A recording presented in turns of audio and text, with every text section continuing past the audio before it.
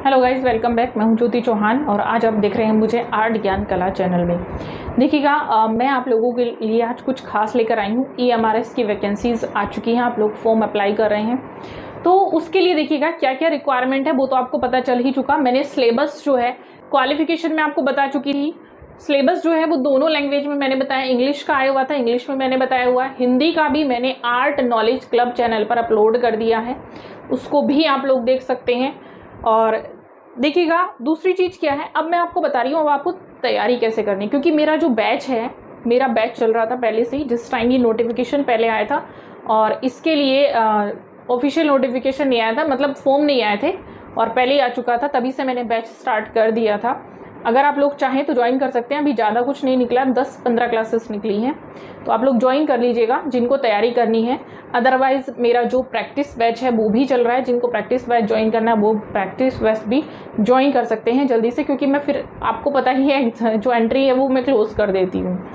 तो इसके लिए देखिएगा अपडेट भी आप लोगों की यूपी वाली आने वाली है और इधर आप लोगों का EMRS का भी एग्ज़ाम है, एग्ज़ाम ही एग्ज़ाम है। उधर उत्तराखंड का भी हो सकता है जल्दी नोटिफिकेशन आ जाए और एग्ज़ाम हो जाए, DSSB का भी, क्योंकि संभावनाएं पूरी है और हरियाणा का चल ही रहा। तो मैं मानती हूँ कि इस तरह से इस टाइम ना वैकेंसीज बहुत ज़्यादा हैं।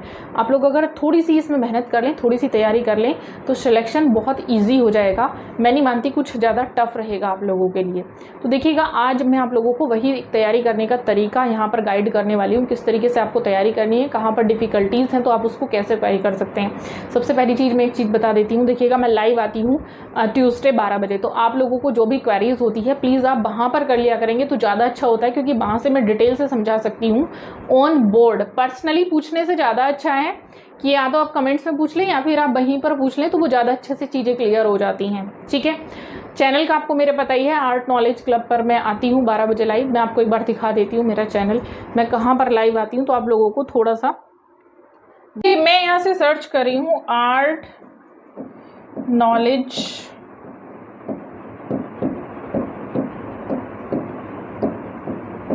क्लब, ये देखिएगा आ गया। और ये देखिए मैंने मैराथन कराया हुआ अभी 12 बजे, कंपनी शैली का ही मैंने करवाया हुआ था। इसके बाद मैंने करवाया हुआ था वास्तुकला, मैंने अभी करवाया। और जानते हैं जो वास्तुकला मैंने करवाई हुई है 12 बजे मैंने कराई, आप लोग देख सकते हैं इसको।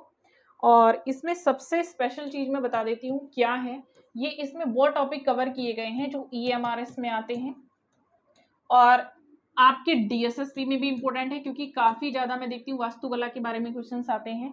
सेकंड क्या है, इसमें आपका UP TGT में भी कम नहीं है कि क्वेश्चन इस तरह के ना आते हो। सारे क्वेश्चन मैंने वही, इस पर मैं वही सब करा रही हूँ। एवरी ट्यूसडे 12 बजे मैं कराती हूँ।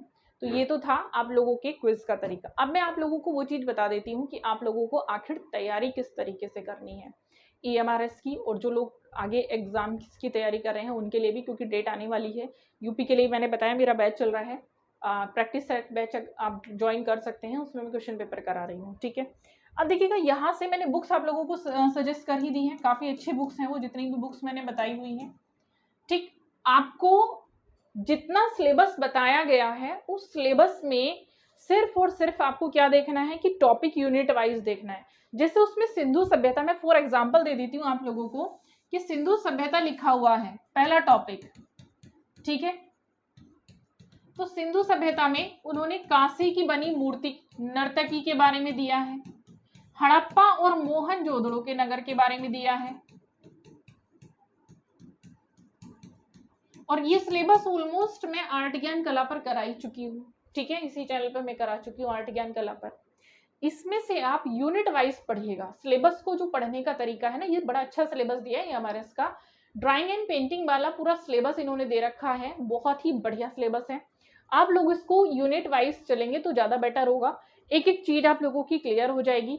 आप देखेंगे उसमें जो आर्टिस्ट हैं या जो भी उसमें शैली के आर्टिस्ट हैं, जो भी उसमें कंटेम्प्रेरी आर्टिस्ट हैं, जो भी मॉडर्न आर्टिस्ट हैं, स्कल्पचर्स हैं, वो ग्राफिक आर्टिस्ट दे रखे हैं, वो लिमिटेड दे रखे हैं, उनको पढ़िएगा। तो उसमें जो चित्र उनके सामने दे रखे हैं कि ये इसलिए प्रसिद्ध हैं, तो उनसे सिर्फ इतना ही नहीं पढ़ना है, उनसे पूरा पढ़ना है। मतलब उसमें जैसे रविंद्रनाथ को दे रखा है, राजा रवि वर्मा को दे रखा है, तो इसका मतलब उनके सामने जो एक चित्र दिया है सिर्फ वो नहीं पढ़ना है, उसके बारे में आप लोगों को राजा रवि वर्मा के बारे में पूरा पढ़ना है, स्पेशली मतलब उनका ये था मोटिव मेन कि उन्होंने जो चित्र मेंशन किया है इसके बारे में आपको पूरी डिटेल निकालनी है और इस तरीके से आपको चित्रों के बारे में डिटेल निकालनी है। देखिए ध्यान रखेंगे, अब जो इंडिया डिजिटल बन चुका है, डिजिटल बन रहा है अभी और, तो जिस तरह से वो डिजिटल बन रहा है उसमें फाइन आर्ट्स की बड़ी डिमांड हो रही है। तो फाइन आर्ट्स को लेते हुए इन्होंने हर चीज़ को टेक्निशियली पूछा है। तो टेक्निक के बेस पर ही आप लोगों को पढ़ना होगा। मतलब टेक्निक कैसे, जैसे सिंधु सभ्यता में हड़प्पा और मोहनजोदड़ो दो प्रमुख नगर आते हैं, तो इनमें से आपको कैसे पढ़ना है, इनमें टेक्निक क्या थी। जैसे कांसे में ढलाई टेक्निक थी, ठीक है। यहां पर बर्तन बनाए गए वो किस टेक्निक में बनाए गए थे, रंग कैसे किए गए। टेक्निक मेनली रंगों से जुड़ी होती है, तो रंग किस प्रकार के किए गए थे, गहरे थे, लाइट थे, कैसे बनाए गए, प्राकृतिक थे, कैसे थे, इस तरह से रंगों को पढ़ेंगे, ठीक है। तो EMRS मैं मानती हूँ जिन लोगों ने अप्लाई कर रखा है, अगर आप लोग इस विधि से पढ़ेंगे तो आप लोगों को बिल्कुल भी दिक्कत नहीं होगी। मैं एक बार सिलेबस पर जाकर आप लोगों को समझा देती हूँ। तो सिलेबस पर हम लोग लौट जाते हैं। हिंदी का सिलेबस मैं ले लेती हूँ। देखिए सिलेबस मैंने बताया हुआ था, सिलेबस मैंने ओपन कर लिया है, जहां पर मैंने ये वीडियो में बताया था, ये वीडियो वाला ही मैंने पार्ट ओपन किया है। ये देखिए मैं यहाँ पर बता रही हूँ।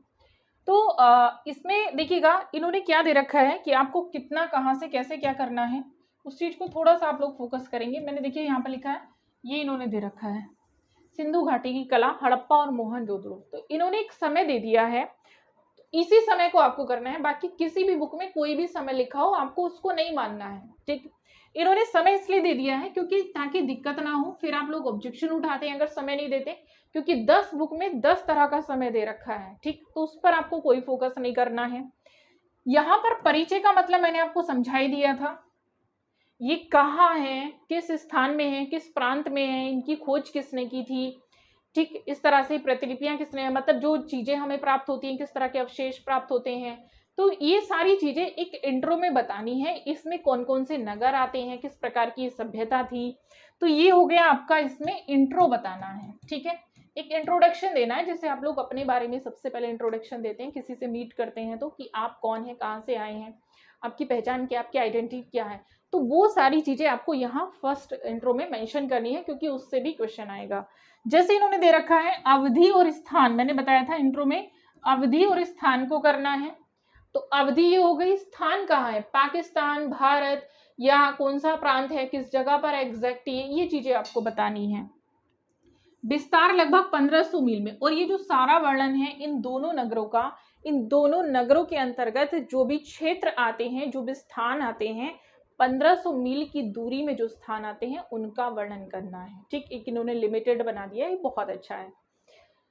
हड़प्पा और मोहनजोदड़ो जो अब पाकिस्तान में है उनका वर्णन करना है। रोपड़, लोथल, रंगपुर, आलमगीरपुर, ये सारे जो स्थल हैं इनका वर्णन करना है। जैसे नीचे देखिएगा मूर्तियां और टेराकोटा दिया हुआ है, तो इन सारी टेक्निक की मूर्तियां जो बनी है वो टेराकोटा में बनी है, वो किस प्रकार से बनी आगे मैं दिखा देती हूँ। इसमें जो देखिए जैसे यूनिट 2 में दे रखा है बौद्ध, जैन, हिंदू कला, और 3री शताब्दी ईसा पूर्व से 8वीं शताब्दी तक। तो बौद्ध जैन में यहां से आप देखते हैं जोगी महाराज से लेकर 8वीं शताब्दी की जो भी कला है आपकी वो इसमें आ जाती है। जो आपकी गुफाएं हैं वो इसके अंतर्गत आ जाती हैं, और वो किस किस धर्म से संबंधित है, जैसे बौद्ध, हिंदू कला से संबंधित है। फिर उसके बाद इन्होंने नीचे दे रखा है मौर्यकालीन, शुंगकालीन, कुषाणकालीन, गुप्तकालीन के दौरान कला का परिचय। तो कला का परिचय, कला का मतलब इसमें मूर्तियां आ जाएंगी, आपकी भित्ति चित्र आ जाएंगे और चित्र भी आ जाएंगे, ठीक है। तो उन सब चीजों की मतलब जो कला है वो चित्र किस प्रकार से बने हैं, कैसे बने हैं और किस रंग में बने हैं, उनकी विधि क्या थी, अगर वो मूर्तियां हैं तो उनकी विधि क्या थी, वो कब बनी है, उनकी खोज किसने की थी, उनकी माप क्या है, इस तरह से पूरा वर्णन आपको उनके बारे में करना होगा, ठीक है। बौद्ध धर्म कहाँ से शुरू हुआ था, उससे लेकर कहाँ कहाँ से हमें इसकी मूर्तियां मिलती हैं, कहाँ से भित्ति चित्र मिलते हैं, भित्ति चित्रों की शुरुआत कहाँ से हुई थी। मतलब एक तरह से वही सिलेबस है जो इंडियन आर्ट फुल में आपको पढ़ा चुकी हूँ। जो इसमें चीजें हाँ नहीं थी, जो मैंने नहीं पढ़ाई हैं, वो तैयारी मैं यहाँ पर कराऊंगी EMRS का, और आप लोग चाहें तो बैच भी ले सकते हैं। और मैं यहाँ पर भी कुछ जो इसमें से नहीं है उसको मैं करा दूंगी। यहाँ कुछ चीजें ऐसी होती हैं कि जो अपडेट हुई हैं उनको भी अपडेट कर लीजिएगा साथ साथ। बुक्स इसकी मैं बता ही चुकी हूँ, तो बुक्स वाला वीडियो आपको पता ही चल चुका है, बुक्स आप लोग देख लेंगे, ठीक है। इसके लिए मैं एक चीज़ और बोलूँगी कि जिन लोगों को सिलेबस इंग्लिश में नहीं समझ में आया तो हिंदी वाला पार्ट आप लोग देख सकते हैं, हिंदी में नहीं समझ में आ रहा इंग्लिश वाला पार्ट आप लोग देख सकते हैं। और दूसरी वीडियो देखने के लिए मुझे लाइक कर दीजिए, शेयर कर दीजिए, सब्सक्राइब कर दीजिए। Thank you so much.